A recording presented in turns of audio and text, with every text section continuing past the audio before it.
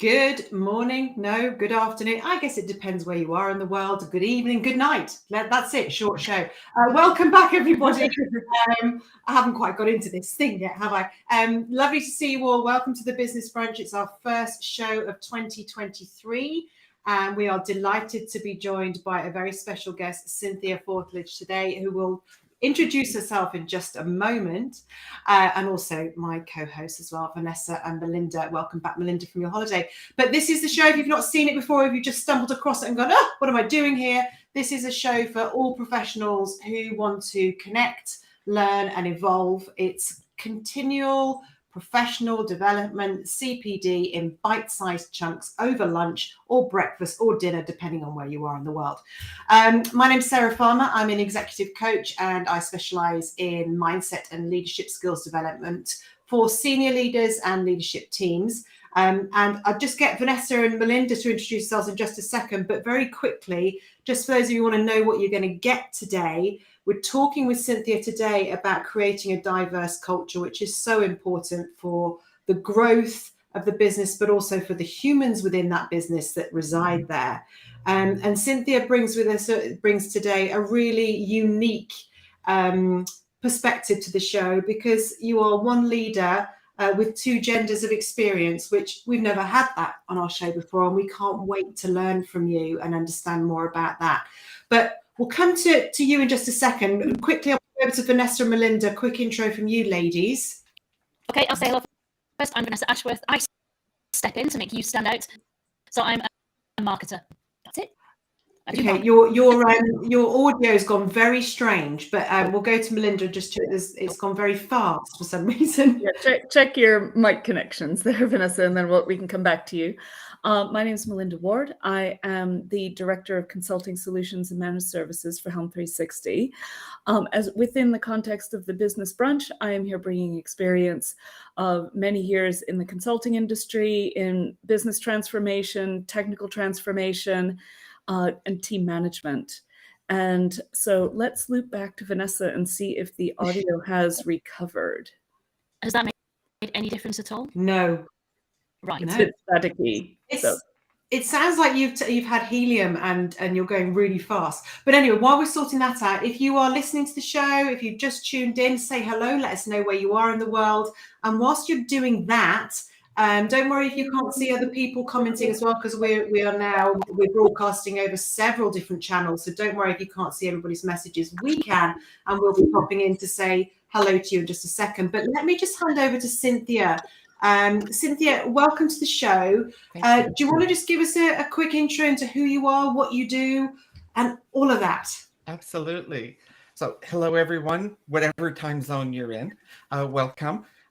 Yes, you can tell by the accent that this is not a typical UK accent. It's a Canadian accent. I was born in Belfast, so I am a British citizen by birth, but due to the troubles, grew up in Canada. That I call my first transition in life.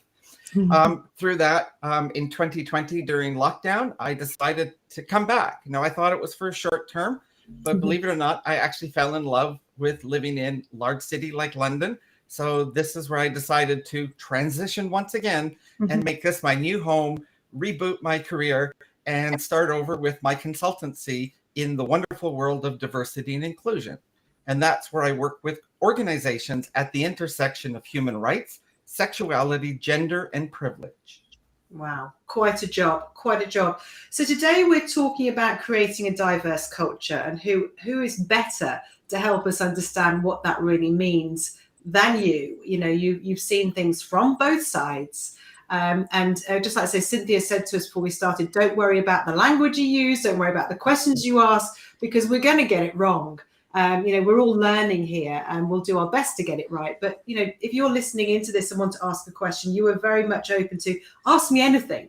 Just ask me anything. Let's get this out, because talking about things and understanding, although it's not necessary for acceptance, which is something you're going to talk about, we've got to talk about this stuff. So we're going to look at the impact of language, building an awareness without awkwardness, which is really key. But also this thing about you don't need to understand to accept. You can just accept. Have we got anybody popped into the chat yet? Not yet. It's a bit quiet. I changed Okay. Microphones, that made any difference? Oh God. No, it's very odd. That's It's going. okay. It's like it's going at 10 times speed. I'm going to go out and come back in and see what happens. All right. Okay. All right. We'll be here. We'll be here. While she's doing that, then should we? I Sorry, Melinda. Go on.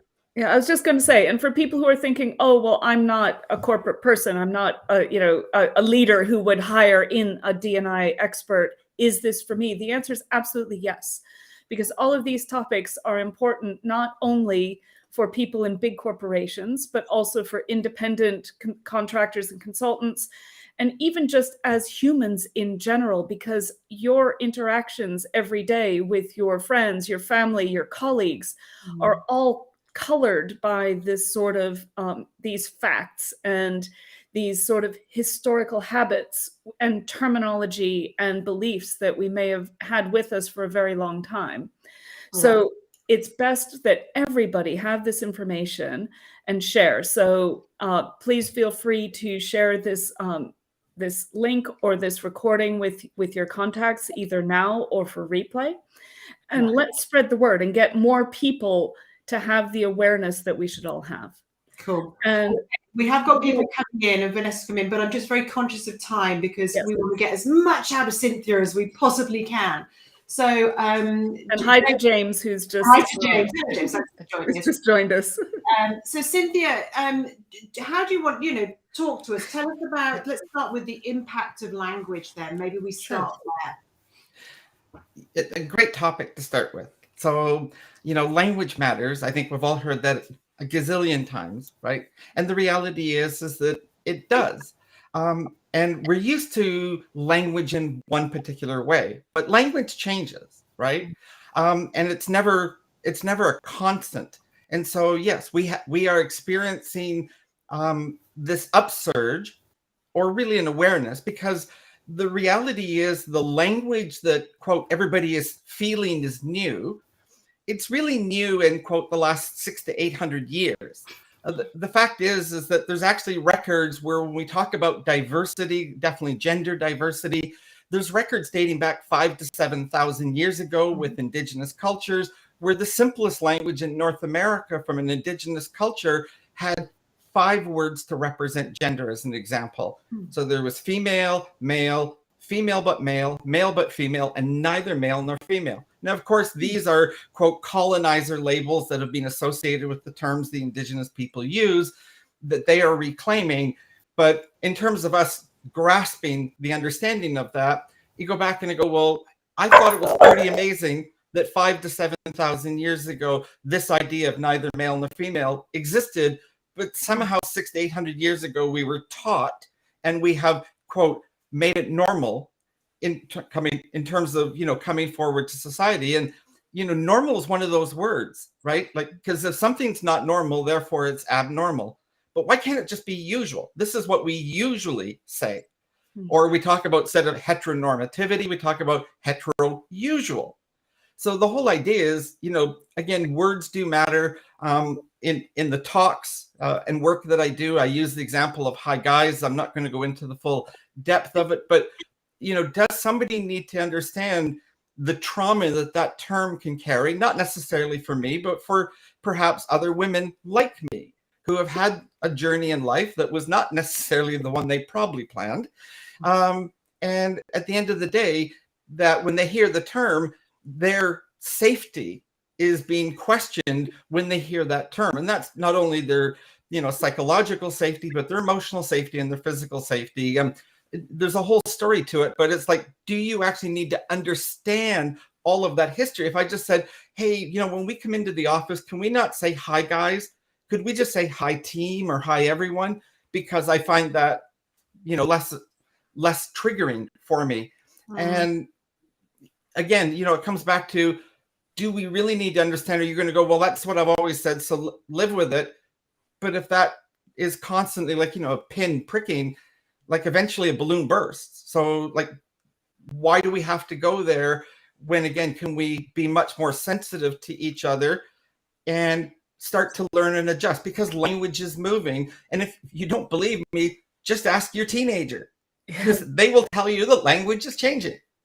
Well, Yeah. just look at text speak and how that's evolved in the last, month or 2 months. It's like every few months there's a complete change in acronyms and things like that. So yeah, Yeah. moving target.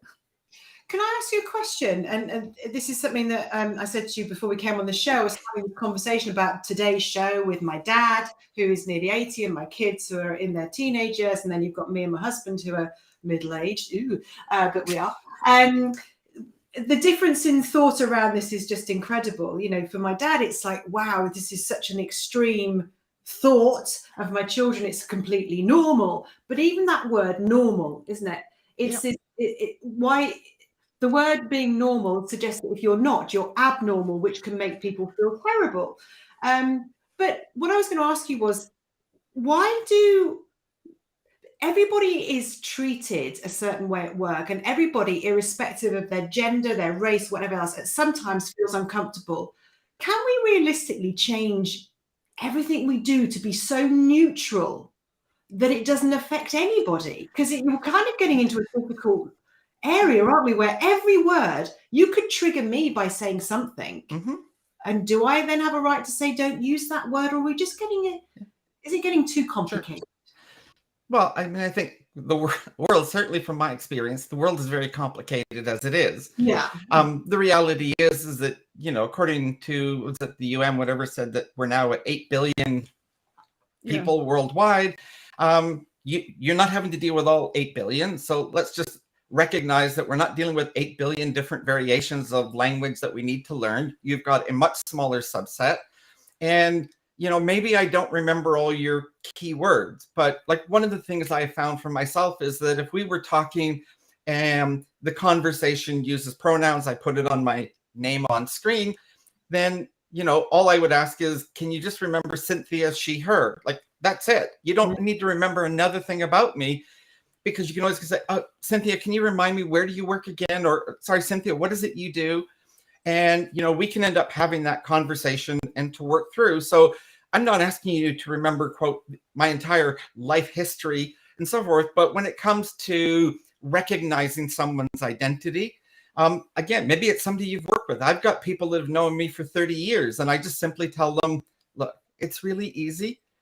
Don't refer to me for who I was, refer to me for who I am.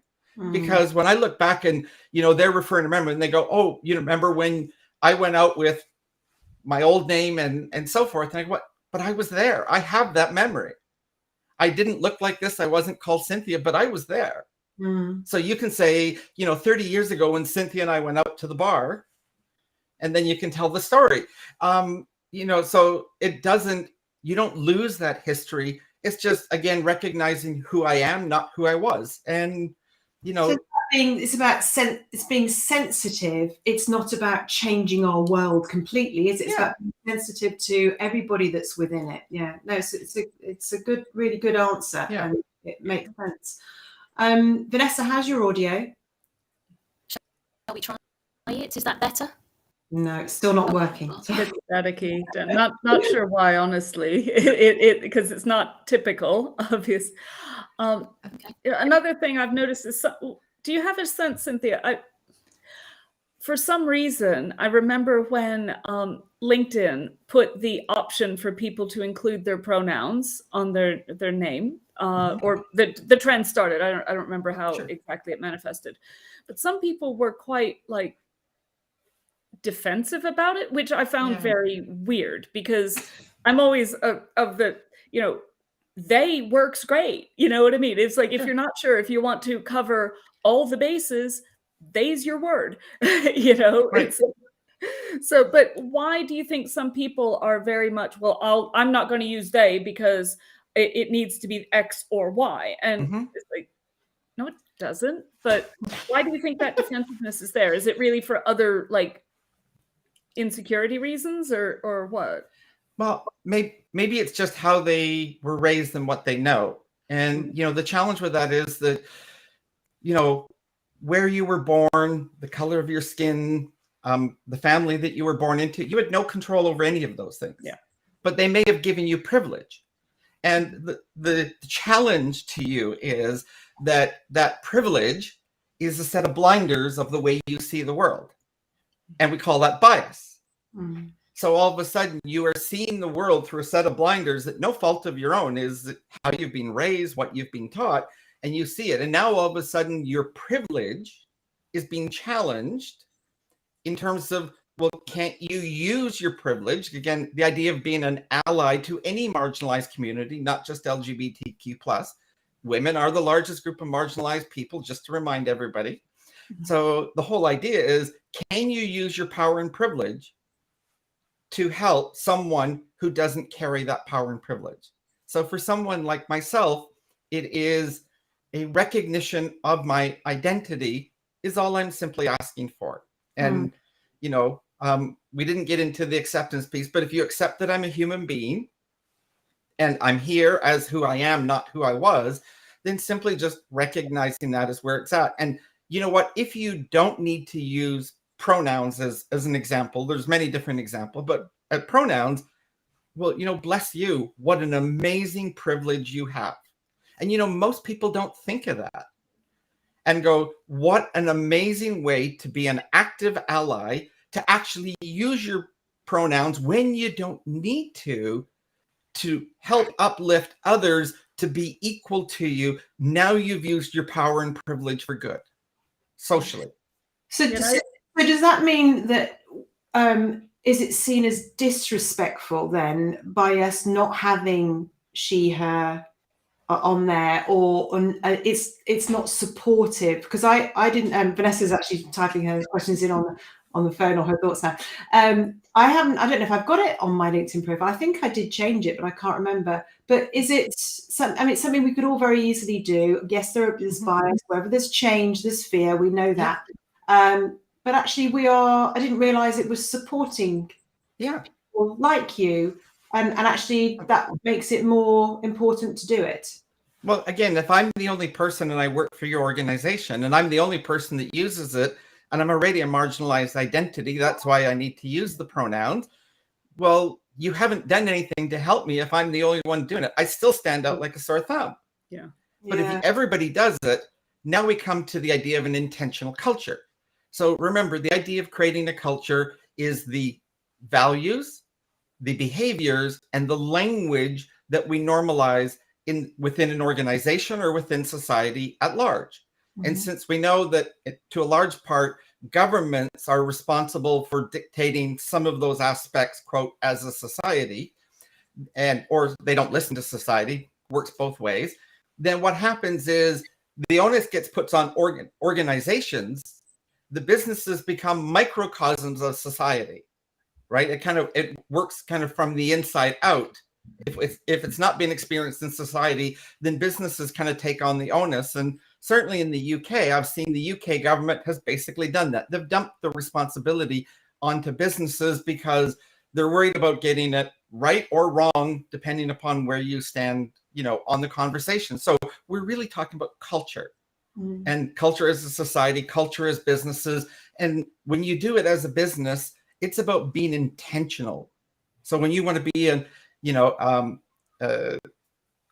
business that says, no, we are fully, inclusive, then this might be one of the behaviors that you adopt that says, this is one of the ways we show our inclusivity is by using pronouns.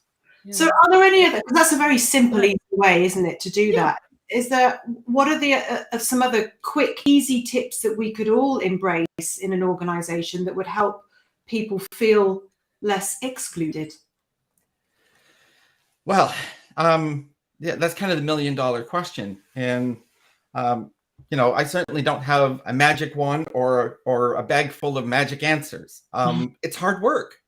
Unfortunately, life is hard work, and being able to go through, all of these nuances are dealing with it. And we get into, it's a piece that I'm working on now, the idea of psychological safety. So beyond the idea of privilege, which I deal with both white privilege and gender-based privilege, now all of a sudden, it's taken me into the space of talking about psychological safety. And, that's really what you're talking about. And so all of a sudden, how in an organization do you create psychological safety for those who are marginalized, at the same time not taking away psychological safety for everyone else? Yeah, it's tough. It is. It's hard work. Yeah. And there has to be some intentionality to that process. And that comes out, I believe, within the culture of the organization that does that work, because they are establishing the norms of the values, behaviors, and language in that organization. Yeah, and I think that ties in with what Vanessa was saying, whereas like pop culture can facilitate gradual change and gradual acceptance, Yeah. and a more inclusive terminology, vocabulary. On one of the UK programs last night that I was watching that too. It's a reality show where people make pottery. Okay. And it was, one of the participants goes by they. So, and it's no one makes any big deal about it. It just is. Yeah. And that's the way things should be. It's just. James has asked a good question as well. Yes. Can you put that one up? Yeah. Oh, wait. Oh, sorry. There we go. I think that was the first one. Yeah. That James has said to me, there's an issue with the gender, which is a social construct, and sex, biological, including intersex. Yeah. I'd be interested in your opinion, but I think these two things not being separated is confusing the debate. Absolutely. I mean, obviously, that's a really big answer. Yeah, it is. But you know what? I use this model to talk about this. And I'm glad that James recognized intersex persons, because, in so many conversations, intersex persons get forgotten. Certainly, we find non-binary folks are getting forgotten in the conversation, and even bisexual people get forgotten in the conversations a lot. So we need to kind of bring them in. So what I do when I speak about the area that I focus on, which is within that kind of gender-based space, I use this model. You can find it. Just type in gender unicorn. It's a model out on the net. And I love it because as humans, we're so complex. And again, that's back to the whole understanding. You can never completely understand. Hey, we're all struggling to understand ourselves, let alone anyone else. So the reality is, when we talk in this gender space, we break it down. So using myself as an example, my gender identity, I was born with it. Lady Gaga was right. We were born this way. It exists in my brain. Then I end up having my genitalia. That's, again, the difference between the hormones that were fired at one point through the gestational period, and 6 weeks later, the gender identity that was formed in my brain, that's fired through another set of hormones. There was a mismatch in it. We know that medical science has proven they can't, quote, reprogram the brain.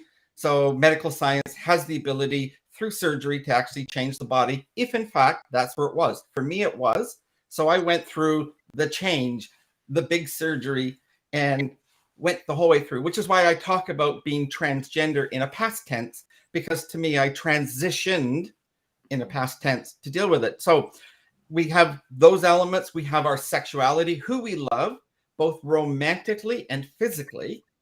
And we also have the way we dress, the way we represent ourselves to the world. And all of these are represented in it. So you have these 5 different elements that make up part of your overall identity. And it's really critical to get with it. And again, we are recognizing the biology question in that, which, by the way, when we talk about biology, did you know that when we talk about the sex chromosome, which is A, the only chromosome to be named, not numbered, B, 4% of it has anything to do with sex or gender, and there are 26 normal occurring sets of chromosomes. They're not all X's and Y's. So again, and that's something that kind of is not usually mentioned in biology in school, is it? No, and this has been known for a long time. But again, it's about making it not normal. We're going to talk about making things usual, right? Adding these in, making these usual conversations to understand all of this. They are all different, right? There was, I thought, Vanessa had the post about her hair, and the whole bit's like, I can accept that Vanessa has short hair. Great. Doesn't matter. Long hair, short hair, whatever. I don't need to understand why. Right. So we end up having these conversations that kind of come together, and we want to group all of these things, which, again, if you are cisgender and heterosexual, quote, all the usual things. And remember, cis is not a slur. In fact, it's a pronoun, not a pronoun. It's an adjective because it's describing the noun that you agree with the identity you were given at birth. That's it. Mm-hmm. So again, the idea is to break that apart and understand that what you assume is one thing is actually all of these other things, because you may vary, right? The fact that Vanessa has short hair, sorry, Vanessa, picking on your hair, has short hair, it, stands out. And all of a sudden you go, well, is that girl's hair? Is she gay? Like, what's going on? And it's like, well, why does any of that matter? Exactly. She's still Vanessa.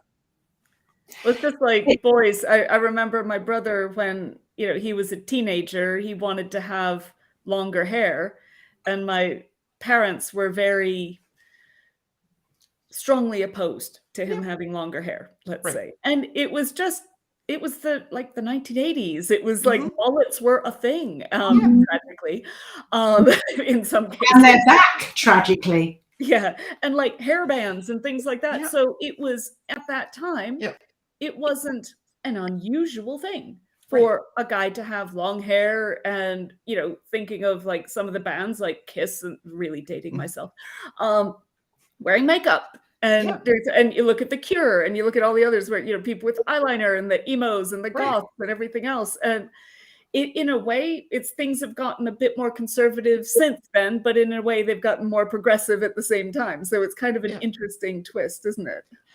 Absolutely. And again, this is for me why the youth they're my heroes, because they get all of this, and they're not tied to a single construct, and they understand the wide variability that exists.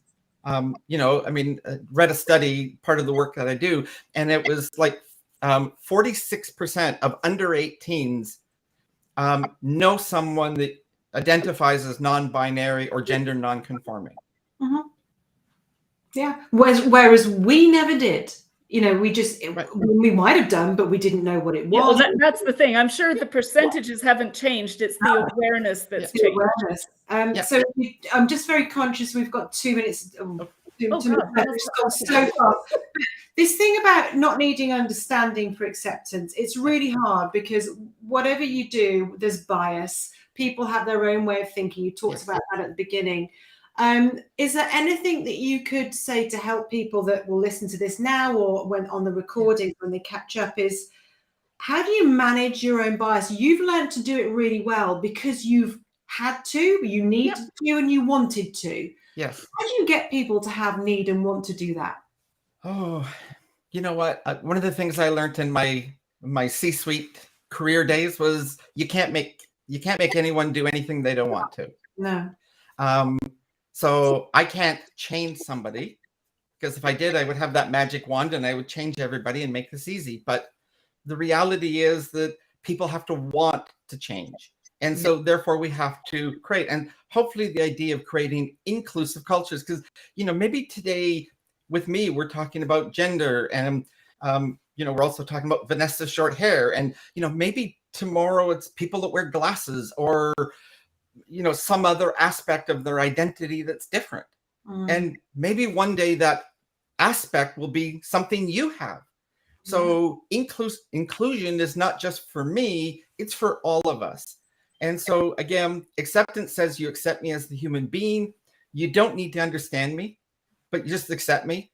That means you recognize I have human rights. When you do recognize that I'm a human being, because human rights are about equity, not equality, we will all consume equitably because we're all different and unique. And the second element being accept who I am, not who I was. And that's one of the benefits of coming to the UK, is nobody knows who I was. So you only know who I am. So what I'm hearing for you is it's education, and discussion times 3. So if people want to get hold of you, because you clearly know a lot about this and you've researched it, you've been through so much that most of us will never understand, and we don't need to, but how to help us accept is through you teaching us more. How can people get hold of you? Well, I've got a website, www.cynthiafortlage.com. but you'll also find me on TikTok, on LinkedIn as well. LinkedIn. It still have a legacy Facebook page over there, but that and Instagram. So really TikTok, Instagram, and LinkedIn are really the primary platforms. Facebook and Twitter are becoming very tertiary for me. So that's really the platforms that I'm looking and developing. That's how you can reach out. And of course, through my website, and just leave me a message, lots of buttons to click and connect, and would love to hear from people. Brilliant, thank you. And Suzanne, sorry she missed the start. Well, you can go back and watch it on replay, Suzanne, so don't worry. But thank you for joining us. And we are out of time. And Vanessa hasn't been able to say rubbish at all, but she's been busy in the messages, which is great. So I don't know what's happened to Vanessa's microphone, but we'll get that sorted for next week. But just want to say a massive thank you, Cynthia, for coming in, for talking to us, for being candid, for sharing your story, and for helping us all understand a little bit more and to know where we can get help if we want to understand even more. So we will see you all next week. I can't remember exactly now because my brain hasn't fully switched on yet what we're talking about next week, but it'll be something else awesome. Watch your LinkedIn and your other social channels. Yeah, we'll tell you what our topic is later in the week. We'll be sending out notices. And as Vanessa says, we can close on the message of accept all unicorns. Awesome. Thank you so much, Cynthia. Thank you, ladies, and thank you, everyone, for tuning in today. See you next week. Thank you. Bye.